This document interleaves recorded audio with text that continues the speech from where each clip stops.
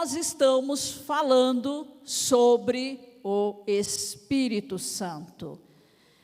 E hoje vamos abordar o significado de Pentecoste para a igreja, tá? Uma coisa é Israel, outra coisa é a igreja.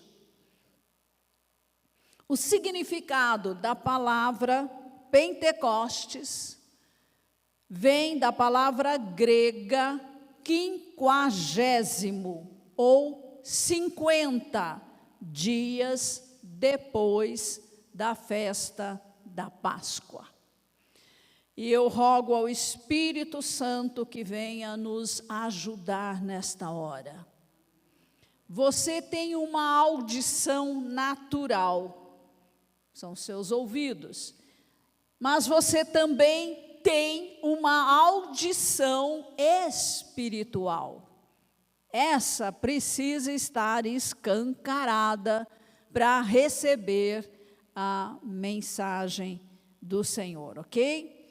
E que ela encontre um lugar fértil no seu coração para poder produzir em abundância. Amém? Amém. Para os judeus, a primeira comemoração da festa da Páscoa ocorreu lá no Egito, como nós já vimos, na noite em que o anjo da morte passou ali pela terra do Egito e ceifou todos os primogênitos dos egípcios. Êxodo 12. E o povo hebreu, nós já sabemos, foi liberto de uma escravidão de mais de 400 anos. E essa é a origem da festa da Páscoa. Nós temos que situar a Páscoa judaica para situar Pentecostes na festa judaica, ok? Porque ela acontece 50 dias depois da festa da Páscoa. Conta exatamente 50 dias, né? E a festa de Pentecostes, ela é também chamada a festa das semanas, porque você conta 7 semanas de dias, né? 7 vezes 7, 49, mais um dia. E aí completa os 50 dias. E ela também é chamada de festa da colheita, porque cai exatamente na época da colheita, principalmente do trigo. E também chamada festa das primícias, porque quando vai começar a colheita, a primícia deve ser trazida diante do Senhor, a nova oferta de cereais. E o povo de Israel teria que se lembrar, em cada Pentecostes, que o Senhor é provedor, que tudo vem dele. Tudo começa em Deus. O povo da nova aliança, porque eu quero falar diretamente para nós, tem que reconhecer, tem que ser grato a Deus por todas as bênçãos. Nós não podemos cair no materialismo e achar que é fruto do nosso trabalho, que é fruto da nossa inteligência, da nossa capacidade, como o mundo lá fora faz, pensa.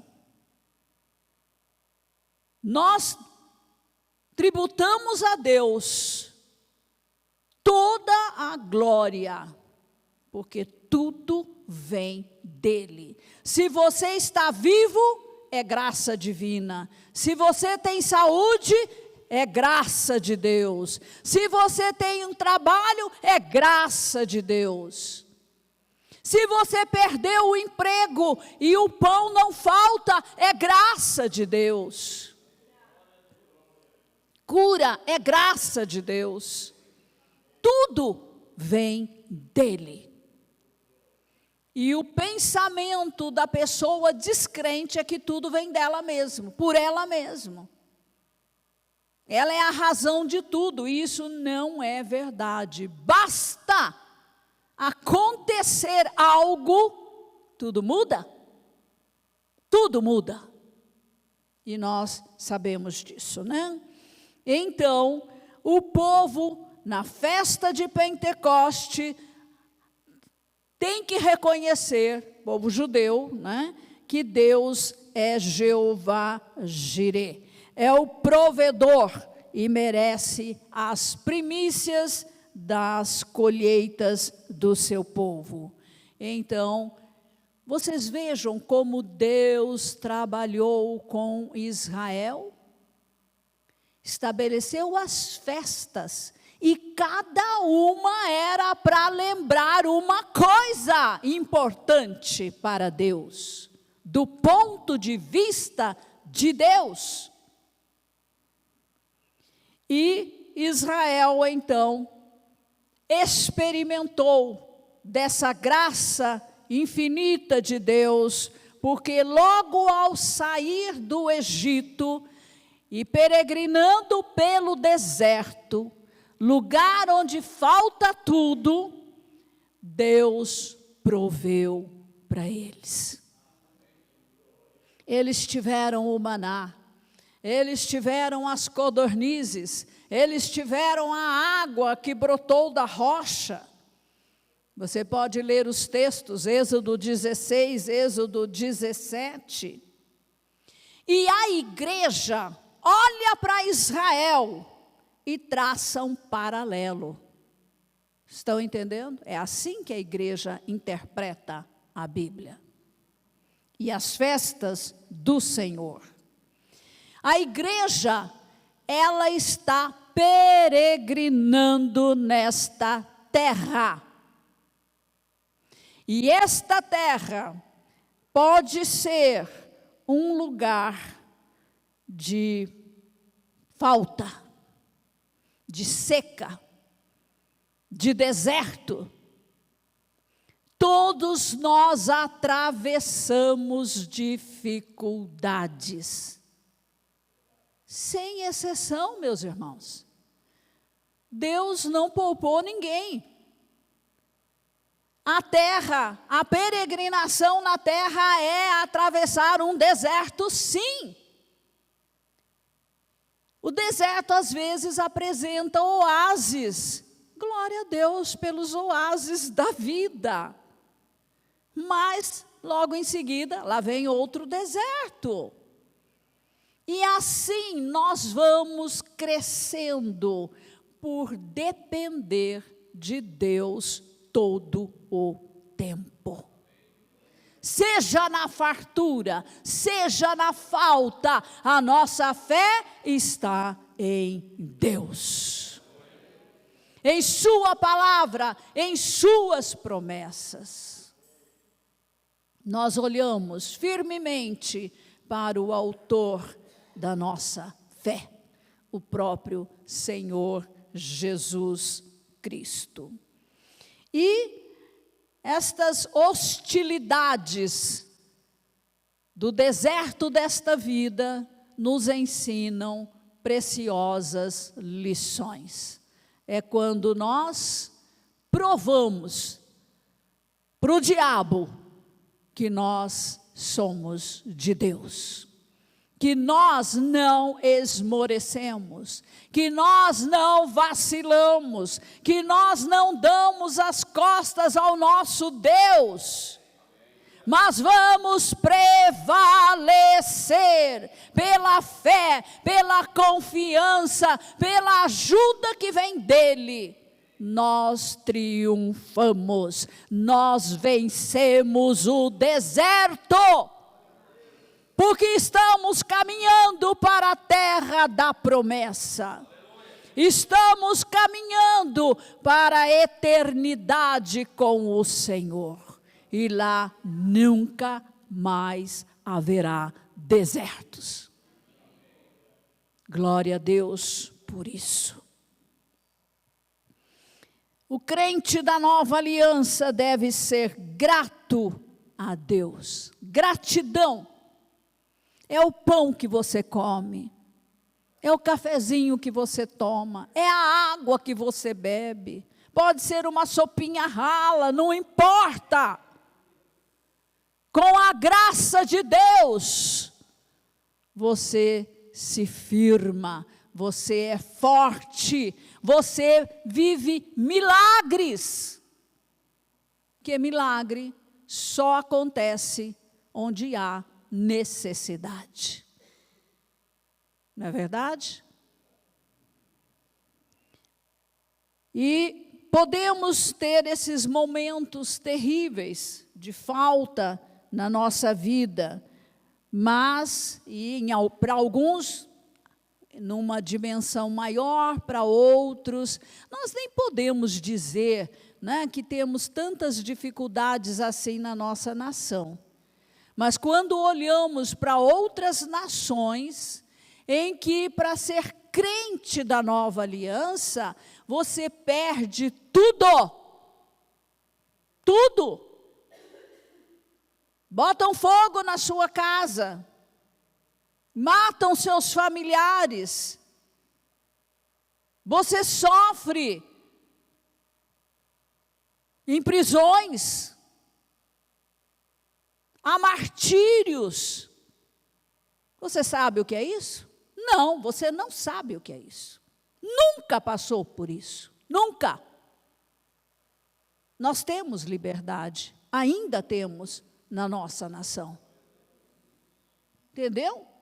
Você pode sair da sua casa e vir aqui para cultuar o Senhor. Isso é bênção de Deus. E Jesus mesmo nos advertiu, João 16:33, no mundo vocês passam por aflições, mas tenham coragem, coragem, eu venci o mundo.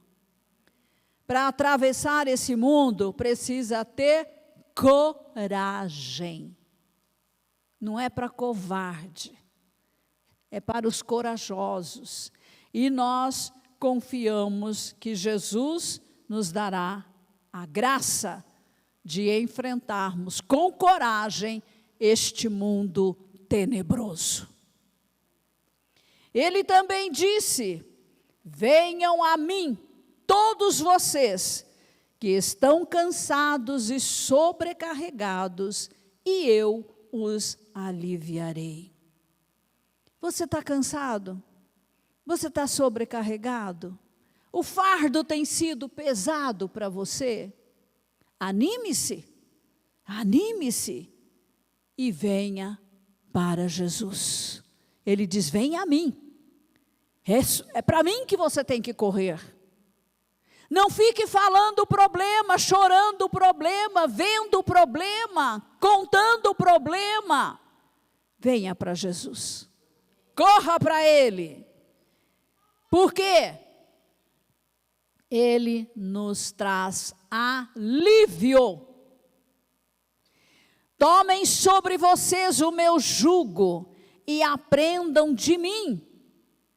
Não vai aprender com pessoas negativas, porque sou manso e humilde de coração, e vocês acharão descanso. Olha aqui, descanso para a sua alma. Alma, emoções, sentimentos que não foram recriados. Porque o meu jugo, ou a minha canga, é suave e o meu fardo é leve. É isso que Jesus diz para nós. em Mateus 11, 28 a 30. Jesus convida todos aqueles que estão em aflição para confiarem nele.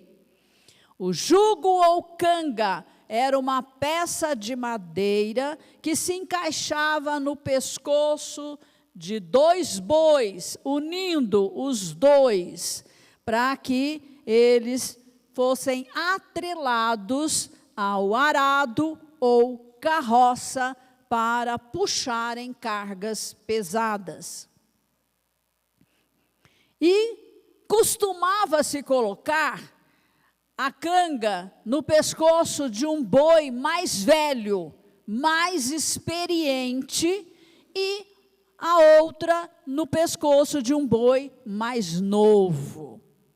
Aqui eu quero trazer uma ilustração, uma figura.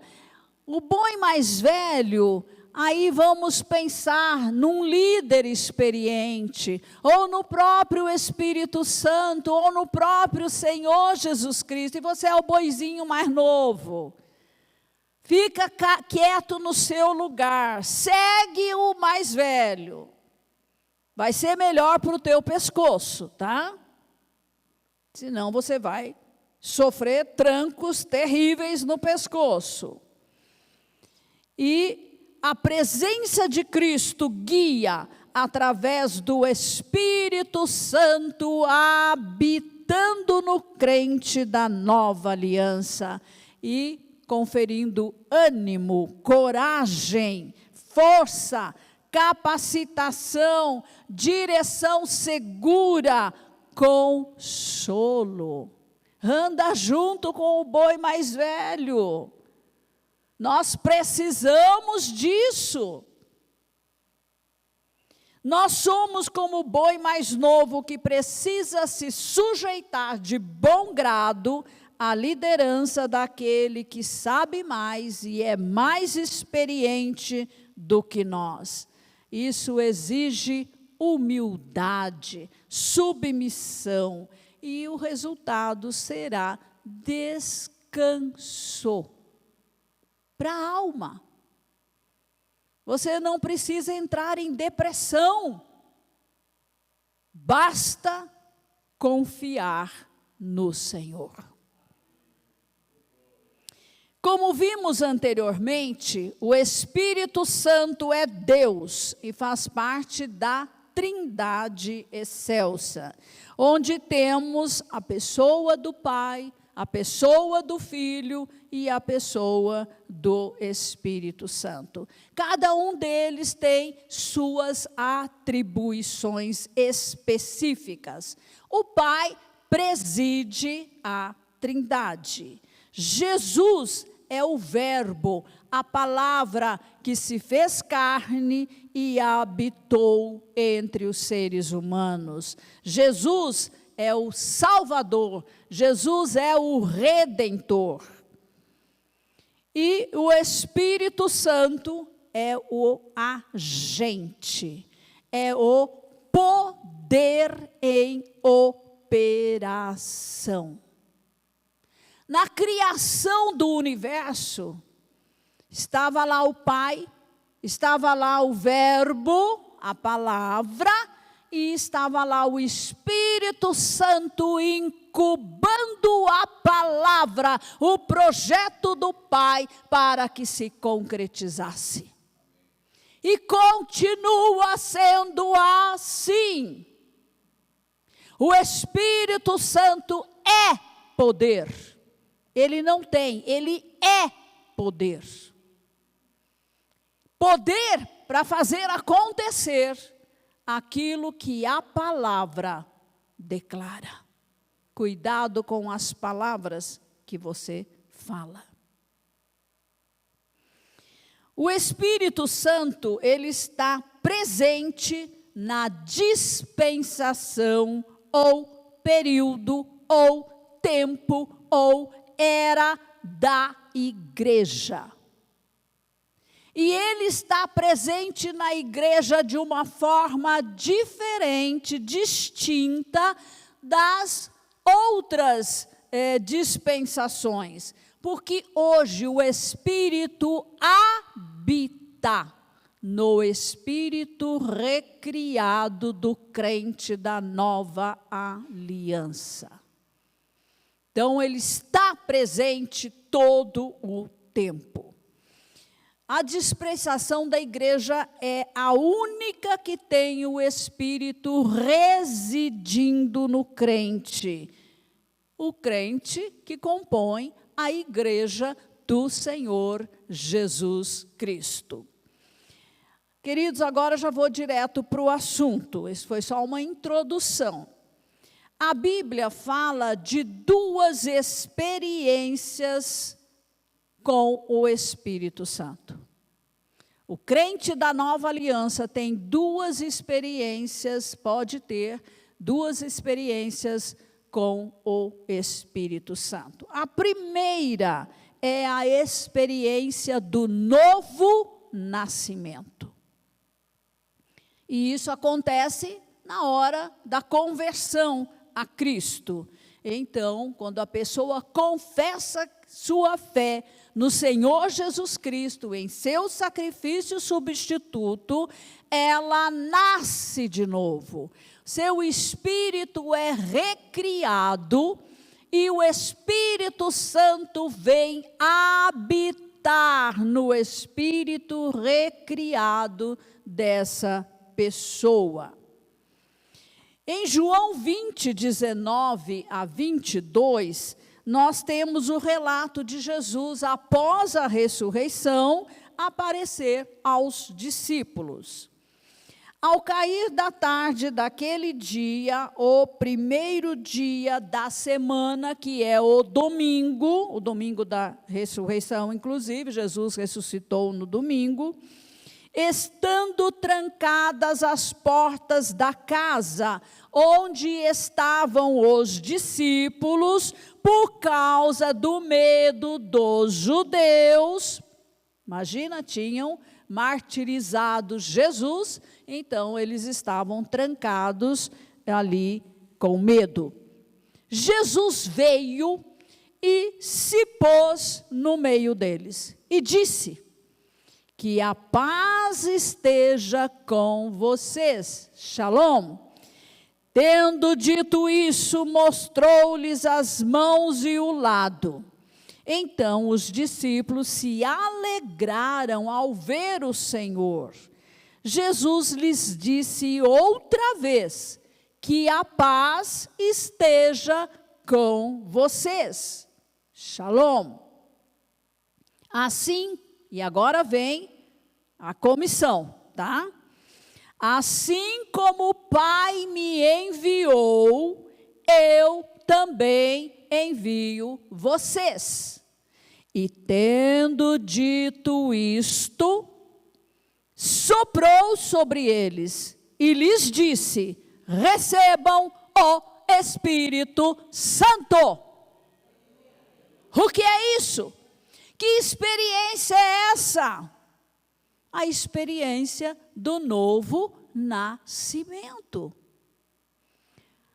Os discípulos estavam andando com Jesus até ali, no dia da crucificação, quando Jesus estava sepultado, mas eles ainda não tinham nascido de novo. Naquele momento em que Jesus sopra sobre eles, e duas vezes ele diz shalom, que quer dizer paz. Antes do novo nascimento, não há paz com Deus, há conflito, há separação. Mas no novo nascimento, a inimizade é removida e a paz é instaurada com o Pai, com Jesus, com o Espírito Santo. E agora podem ter paz com as outras pessoas também. É interessante que Jesus afirma para eles que ele foi enviado pelo Pai numa missão, eu vou pegar aqui a versão de Wuest, numa missão permanente de evangelizar, pela qual Jesus ainda é responsável, e transfere essa mesma missão para os seus discípulos. Olha, até aqui eu fiz, daqui para frente agora são vocês. Eu envio vocês. Nascem de novo e eu envio vocês. Precisa nascer de novo para que eu possa enviar. Estão entendendo a ordem? Jesus declarou a missão e logo em seguida soprou sobre os discípulos e disse: recebam o Espírito Santo. Receber o Espírito Santo é algo que acontece no novo nascimento. Quando você confessou Jesus, você nasceu de novo e recebeu o Espírito Santo para habitar no seu espírito recriado por Deus. Aliás, o agente é o Espírito Santo. E esta certamente foi a primeira experiência que está ligada ao novo nascimento, com a inauguração da habitação do Espírito Santo no espírito recriado dos discípulos. Mas, depois disso, quando Jesus, já ressurreto, estava comendo com os seus discípulos, deu-lhes esta ordem. Aliás, foi exatamente no dia em que ele subiu aos céus. Houve a ascensão de Jesus aos céus. Não se afastem de Jerusalém, mas esperem a promessa do Pai, a qual vocês ouviram de mim. Porque João, referindo-se ao Batista, na verdade batizou na água. Eu coloco essa tradução, na água, não com água. Mas vocês serão batizados no, eu também coloco no e não com, no Espírito Santo dentro de poucos dias. Jesus está falando de uma outra experiência, uma segunda. Em Atos 1:8, Jesus deixa clara a razão para esta segunda experiência. Mas vocês receberão poder ao descer sobre vocês o Espírito Santo. Outra experiência, uma segunda. E serão minhas testemunhas, tanto em Jerusalém, como em toda a Judeia e Samaria e até os confins da terra. Que experiência é essa? Em seguida, Jesus voltou para o céu e os discípulos permaneceram reunidos em oração até que a experiência acontecesse.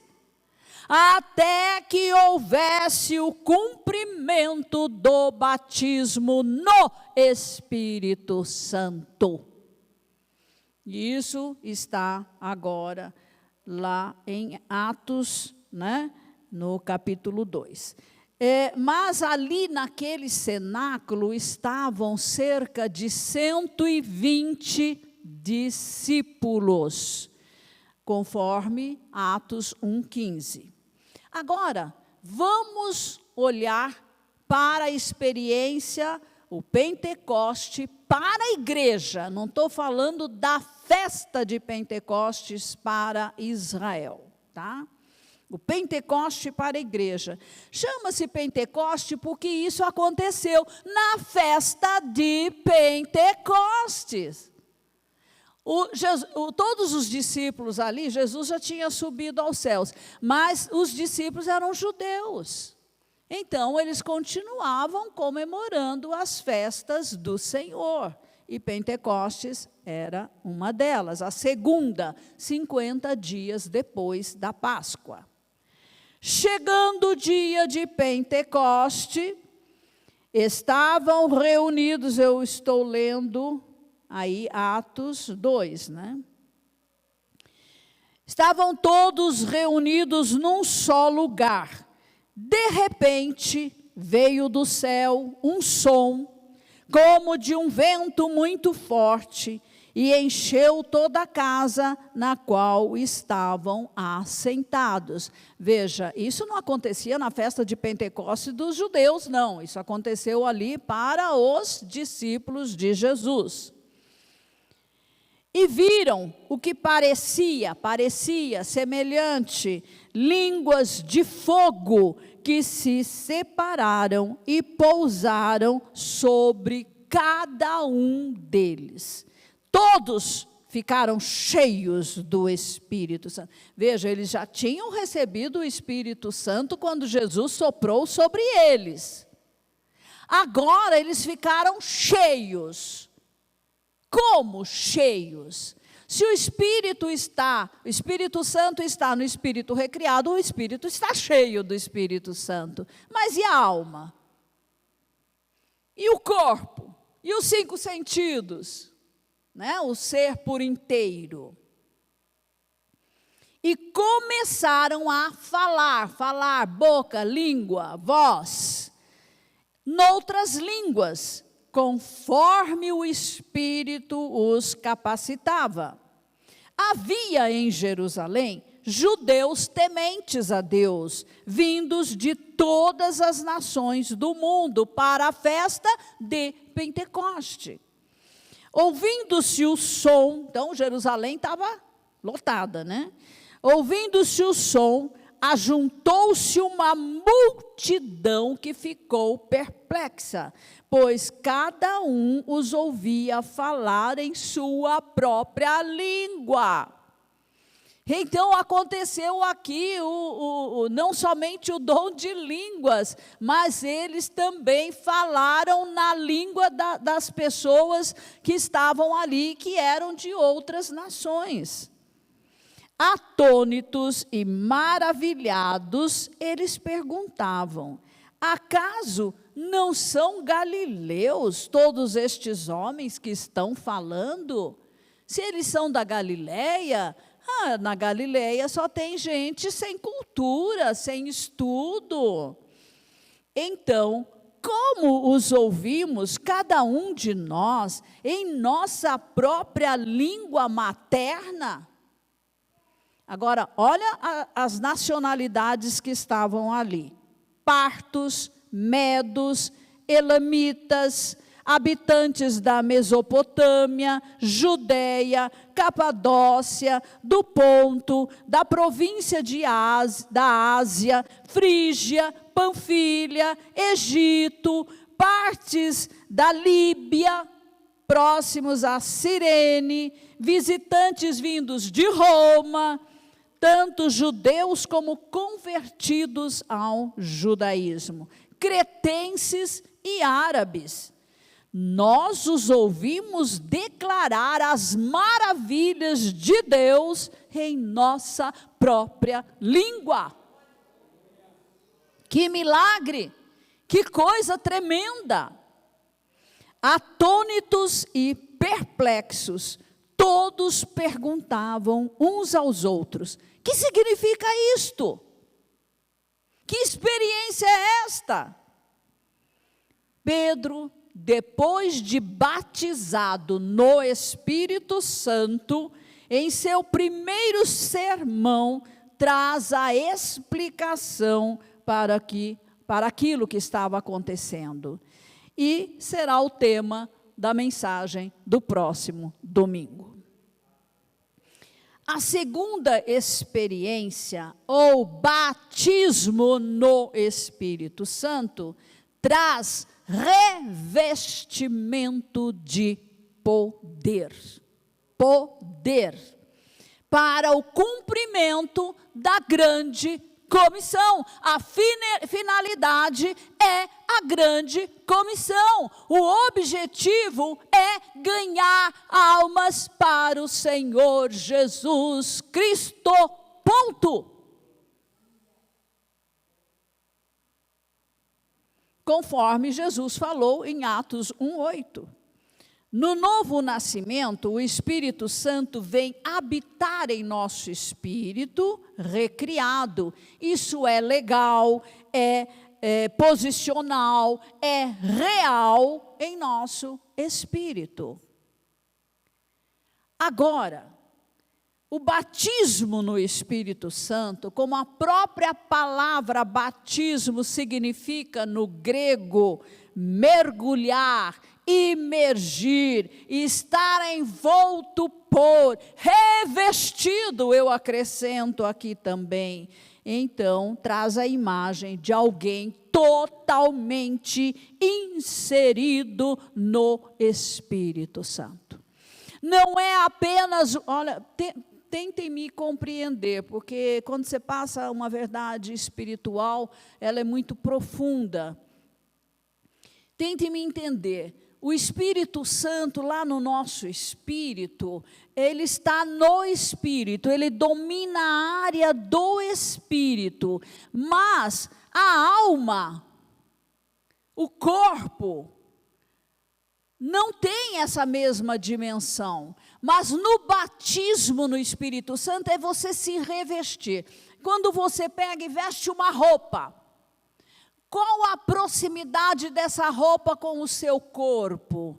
É total, está grudado, está ali, está junto, ok? Por isso a palavra revestir-se, no original quer dizer isso, como você vestir uma roupa, você vestir o Espírito Santo nas suas capacidades de pensar, de sentir, de tomar decisões, no seu corpo, o domínio próprio, o corpo como instrumento para louvar a Deus e não para o pecado. Estão entendendo? É o Espírito Santo tendo a pessoa por inteiro. E não apenas um espírito enclausurado, trancado no espírito e a alma solta por aí. Porque muitas vezes, e quantas vezes, nós olhamos para nós mesmos. O nosso espírito está tudo certo com ele, mas a nossa alma está uma droga, não é verdade? Está um caos, está perdida, está aflita, está com medo, está resmungando, está choramingando, perdeu de vista o Senhor. O batismo no Espírito Santo é para envolver todo o nosso ser com a sua presença. Isso fala de relacionamento de intimidade, a liderança total do Espírito Santo. Nenhuma parte fica fora do controle do Espírito Santo. Ele nos possui por completo. A nossa vontade desaparece diante da perfeita vontade do Espírito Santo.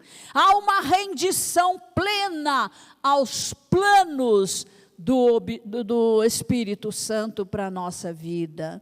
Sua voz é ouvida prontamente e obedecida. Porque o Espírito não grita, não berra, é fácil você ignorar. Mas ele está falando todo o tempo, nós é que não ouvimos. E quando ele está no controle, fazemos tudo o que ele manda, tudo o que ele fala. E passamos a crescer no fruto do Espírito. Onde? Na alma.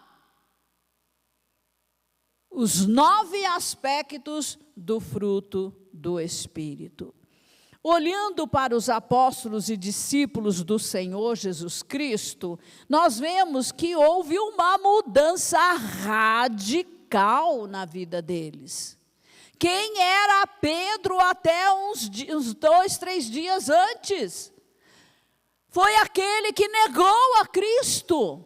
Não, eu não conheço esse daí, eu não sei nem quem é. Tenho nada a ver com ele. Agora, quem é Pedro pregando após o batismo no Espírito Santo? É outra pessoa, totalmente ousado, corajoso, destemido. Apontou o dedo para os religiosos e para os romanos. Só que 14 dias antes, ele estava trancado, escondido com os outros, com medo de ser preso também. Que mudança é essa que o batismo no Espírito Santo faz com o crente? Agora, queridos, como nós precisamos valorizar isso. Como precisamos deixar o Espírito Santo dominar a nossa vida. Isso é ser batizado no Espírito Santo. Mais do que barulho.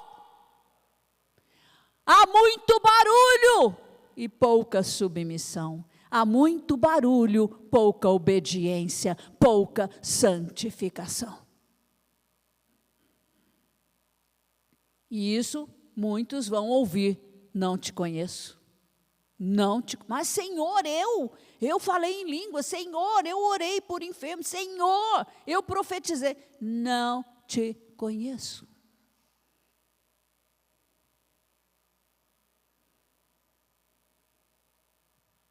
Há uma rendição completa ao Espírito Santo. A mudança tem que acontecer. A mudança tem que acontecer. Onde não há mudança, não houve a experiência. Ponto.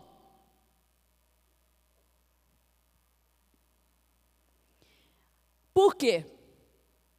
Leia Atos dos Apóstolos. O que aconteceu com os apóstolos, com os discípulos de Jesus? Uma mudança completa. Vou citar algumas. Ousadia para testemunhar e anunciar o Evangelho de Jesus. Atos 2, 14 a 36. O primeiro sermão de Pedro mostra uma mudança total na vida dele. 3.000 pessoas se convertem. Coragem para impor as mãos e orar por cura física. Atos 3, 1 a 10. Logo em seguida, Pentecostes é Atos 2. A cura do coxo. Vida de comunhão entre irmãos em Cristo. Atos 2, 42 a 47. Eles perseveravam na doutrina, no ensino, na palavra, no partir do pão, nas orações, no suprimento material, nas reuniões de louvor e adoração, de casa em casa. Não tinha templo. Algo muda. Você tem fome de Deus. Você quer estar com os irmãos da mesma fé.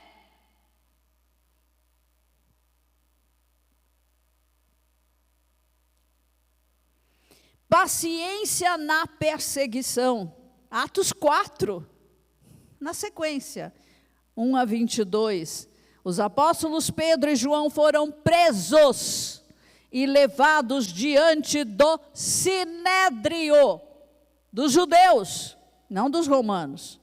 E o número de salvos sobe para 5.000 homens, sem falar das mulheres, das crianças e dos velhos que não eram contados. Obediência a Deus e não aos homens. Atos 4, 19. Pedro e João deixaram bem claro que obedeceriam a Deus e não ao sinédrio que os proibiu de falar sobre Jesus. Olha a coragem. Oração é marca da igreja primitiva. Atos 4, 23 a 31. Quando os líderes estão em perigo, a igreja ora fervorosamente e o lugar chega a tremer. Literalmente. A igreja vivia em comunidade, em comunhão. Atos 4, 32 a 35. Tudo era comum e ninguém passava necessidade das coisas básicas. Tudo era compartilhado. Em tempo de perseguição, vocês sabem como que a pobreza cresce, né? Ofertas generosas eram entregues pelos mais ricos. Atos 4, 36 e 37. Barnabé vende uma propriedade e entrega o valor recebido para os apóstolos. O pecado era confrontado. Atos 5, olha, estou indo, Atos, tá? 5, 1 a 11. A mentira de Ananias e Safira trouxe punição severa, isto é, a morte dos dois. Veio o primeiro, mentiu, caiu morto. Veio a mulher, mentiu, caiu morta. Os apóstolos faziam muitos milagres e crescia a multidão dos salvos. Atos 5, 12 a 16. E o povo tinha grande admiração por eles e vinham até eles para serem curados. Os dons estavam distribuídos entre os salvos. A condição para servir a igreja era ter boa reputação e ser cheio do Espírito Santo. Atos 6, de 1 a 7. A escolha dos diáconos. A história da igreja é manchada pelo sangue de mártires. Atos 7.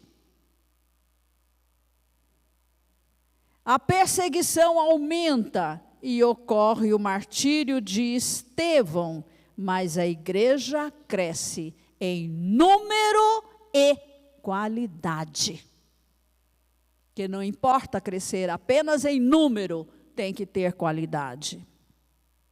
A perseguição provoca a dispersão dos discípulos, que passaram a evangelizar nos lugares para onde foram espalhados. Acaba cooperando, né, com a obra da evangelização. Atos 8. O propósito de missões é desenvolvido ao extremo e o evangelho de Cristo chegou até nós. Aleluias. Agora vamos olhar para nós mesmos, tá? O que nós vemos?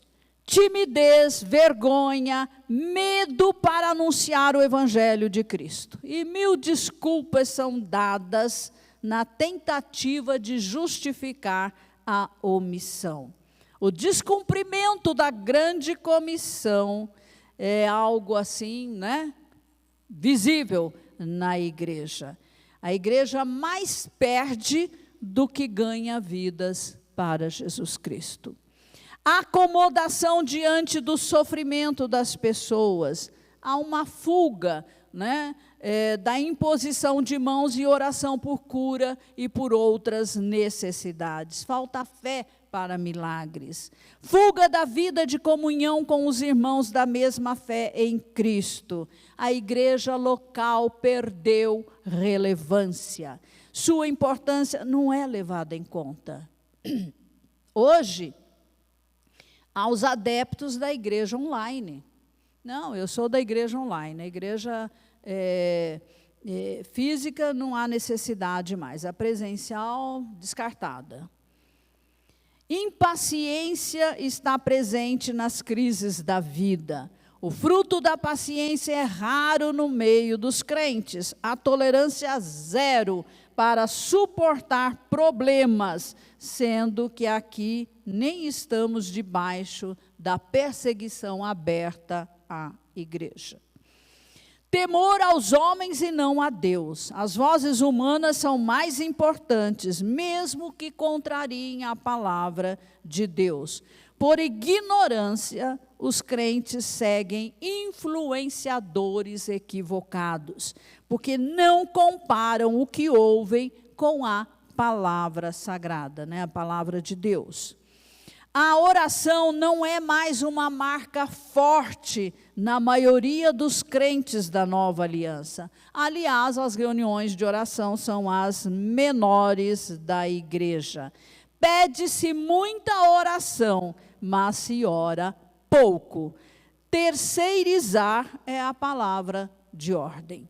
Falta generosidade no ofertar e dizimar. E isto mostra o coração apegado ao que é material e demonstra desconfiança na provisão divina. O pecado não é confrontado por medo de perder as pessoas. O alvo é crescer, mas o método usado é espúrio, ilegítimo e incorreto. Por isso as pregações e ensinos são aduladoras, né? São superficiais, humanistas, hedonistas, tem que fazer o povo rir, tendenciosos ao liberalismo, ao progressismo, tudo o que Deus abomina. O critério adotado para os que servem é raso, é superficial, sem qualquer exigência quanto ao quesito caráter. E isso se torna um círculo vicioso, né? O que treina é superficial, o que é treinado é superficial, e assim a coisa fica sempre na mesma. Não há ênfase na busca por santificação. Como o padrão da maioria é viver segundo a carne, então santificação tornou-se irrelevante. E os verdadeiros cristãos são taxados de radicais, de fanáticos e de loucos. Encerrando, e você? O que você pensa sobre tudo isso que nós falamos? Como é a sua vida? Ela está alinhada com a palavra de Deus? Você segue os ensinamentos dos apóstolos neotestamentários? Você pertence a uma igreja local que defende a sã doutrina de Cristo? Você é verdadeiramente salvo? Sua vida prática mostra isso? Convido você a avaliar todos esses quesitos, esses pontos, essas questões. Obrigue seu cérebro a pensar, a meditar na palavra de Deus, comparando sempre com a sua vida prática. Só assim haverá mudança para melhor. Busque ser cheio do Espírito Santo. Viva no Espírito e não deixe sua carne tomar o controle da sua vida. Só assim você vai agradar a Deus. Eu insisto comigo e com vocês. Aumentemos o nosso tempo devocional com o Senhor. Separe um tempo para estar com o Senhor, com a palavra, em oração, meditação, olhando para você mesmo, confrontando-se com a palavra de Deus, para que a mudança seja real. Amém?